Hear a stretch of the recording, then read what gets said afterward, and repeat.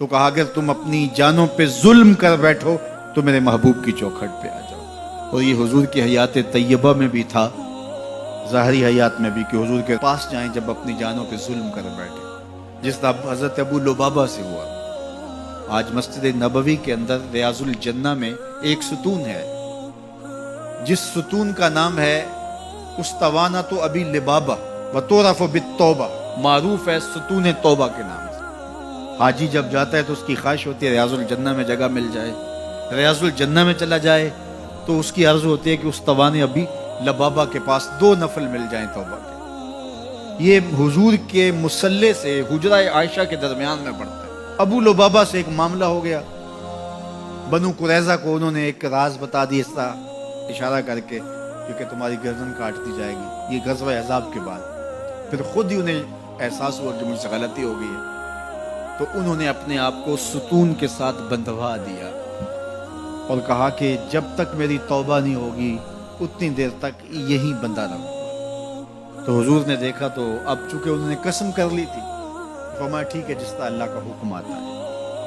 اور حضور جاتے ہیں آتے ہیں، رستے میں یہ ستون پڑتا ہے تو حضور کے دل سے ان کے لیے مغفرت کی دعائیں نکلتی کہ اللہ انہیں معاف کر دے۔ 6 دن اور 6 راتیں مسلسل وہ ستون کے ساتھ بندے رہے کہ میرا گناہ معاف ہو جائے۔ اللہ اکبر۔ پھر اللہ کے محبوب پر وحی نازل، ابھی پردے کے حکام نہیں اترے تھے۔ سیدہ ام سلمہ رضی اللہ تعالی عنہا نے کہا کہ حضور اگر اجازت ہو تو میں انہیں خوشخبری دے دوں۔ تو فرمایا ٹھیک ہے۔ تو وہ دروازے پر آئیں اور کہا کہ ابو لبابہ تمہاری توبہ قبول ہو گئی۔ تو صحابہ دوڑے ان کی رسیاں کھولنے کے لیے۔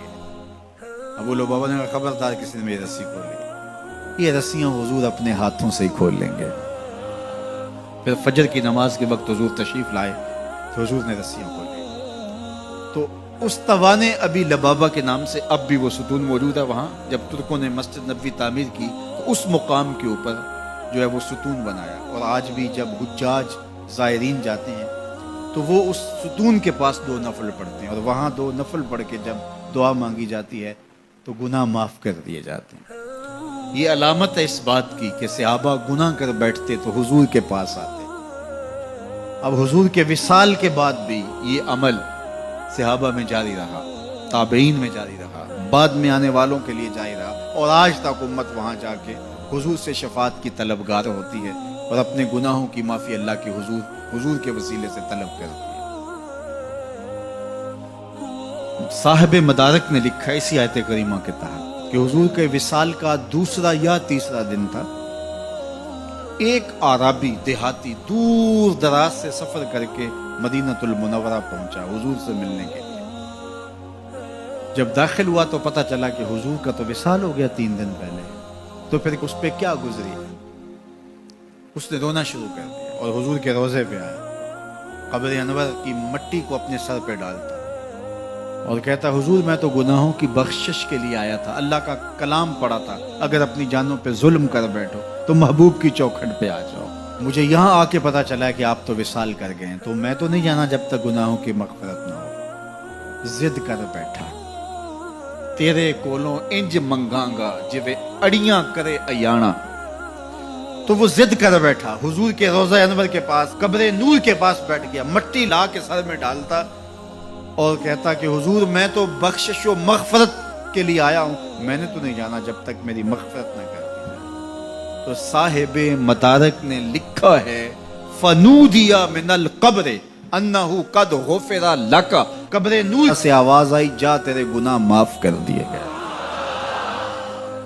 یہ حضور کے وصال سے 3 دن بعد کی کہانی ہے، اور اس کے ایک عرصہ بعد امام عطبی کہتے ہیں میں حضور کے روضے کے پاس بیٹھا اور ایک دیہاتی آیا اور اس نے بھی فریادیں کی اور فریادیں کر کے چلا گیا، اور میں بیٹھا تھا، بیٹھے بیٹھے اونگ آ گئی تو حضور کی زیارت خواب میں ہوئی، اور آپ نے فرمایا اے عطبی اٹھو اور اس عربی دیہاتی کو ڈھونڈو، تو جب مل جائے میری طرف سے جنت کی بشارت دے دو۔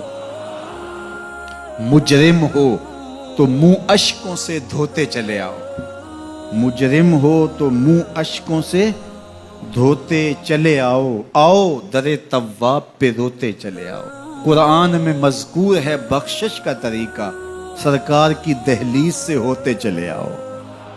کہا جرم کر بیٹھو تو محبوب کی چوکھٹ پہ آ جاؤ.